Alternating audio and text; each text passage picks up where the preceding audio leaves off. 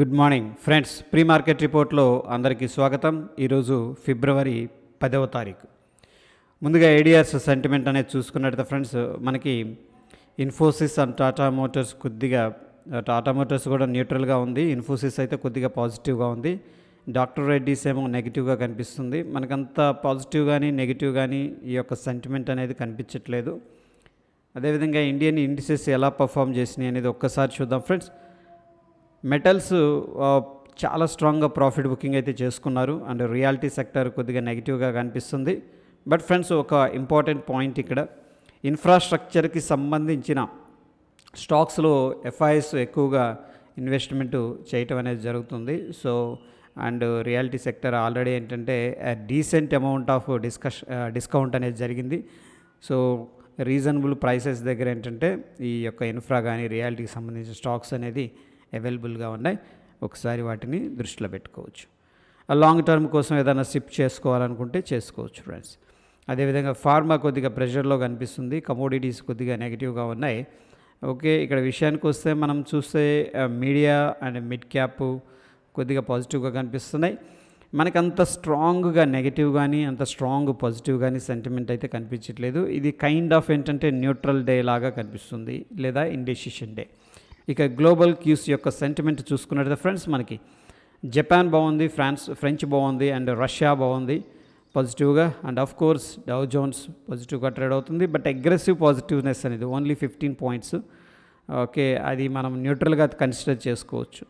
వెరాజ్ SGX Nifty ప్రస్తుతానికి ఏంటంటే 4 పాయింట్స్ పాజిటివ్గా ఉంది. దాన్ని కూడా మనం న్యూట్రల్గా కన్సిడర్ చేసుకోవచ్చు ఫ్రెండ్స్. నెగిటివ్గా south Korea, Hong Kong, German and Europe అనేది కనిపిస్తుంది. అండ్ ఆఫ్ కోర్స్ లండన్ న్యూట్రల్గా ఉంది. గ్లోబల్ కీస్ నుంచి మనకంత అగ్రెసివ్ బుల్లిష్నెస్ లేదు, అగ్రెసివ్ సెల్లింగ్ అనేది కూడా కనిపించట్లేదు.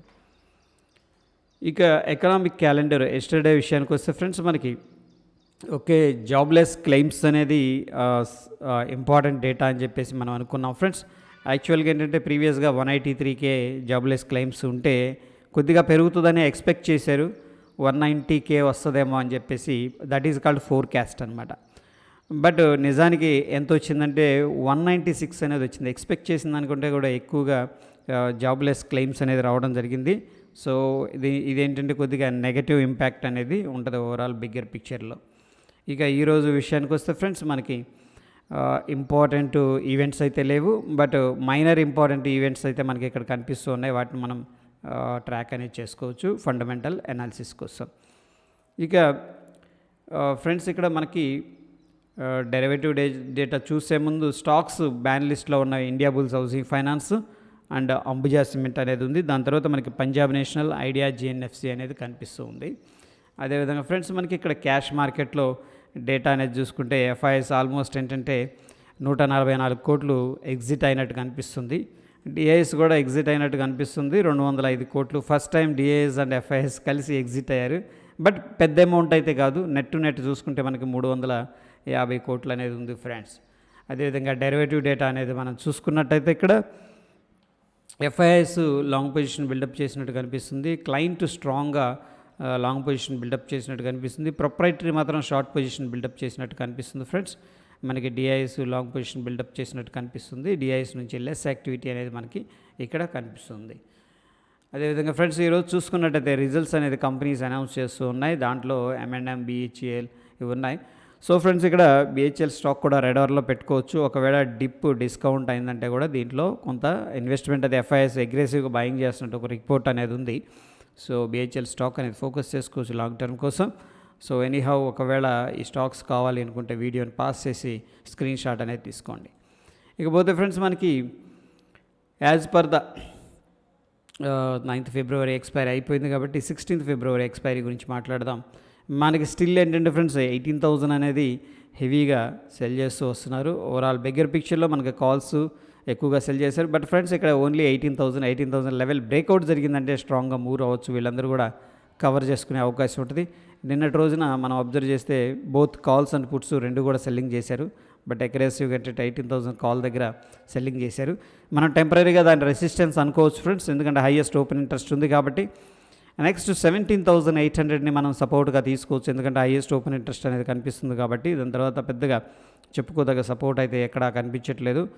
అండ్ రెసిస్టెన్స్ లెవెల్స్ అయితే మల్టిపుల్ 18,200 18,500 అనేది కనిపిస్తూ ఉన్నాయి ఫ్రెండ్స్. ఇక టెక్నికల్ సమరీ అనేది చూసుకున్నట్లయితే మనకి డైలీ టైం ఫ్రేమ్లో నిఫ్టీ బ్యాంక్ అనేది బై ఇండికేట్ చేస్తుంది based on the oscillators and indicators. ఇక్కడ నిఫ్టీ అనేది న్యూట్రల్ అనేది ఇండికేషన్ చేస్తుంది friends. Okay, so SGX Nifty ఎక్కడ ఓపెన్ అవుతుంది అనేది ఒకసారి చూద్దాం.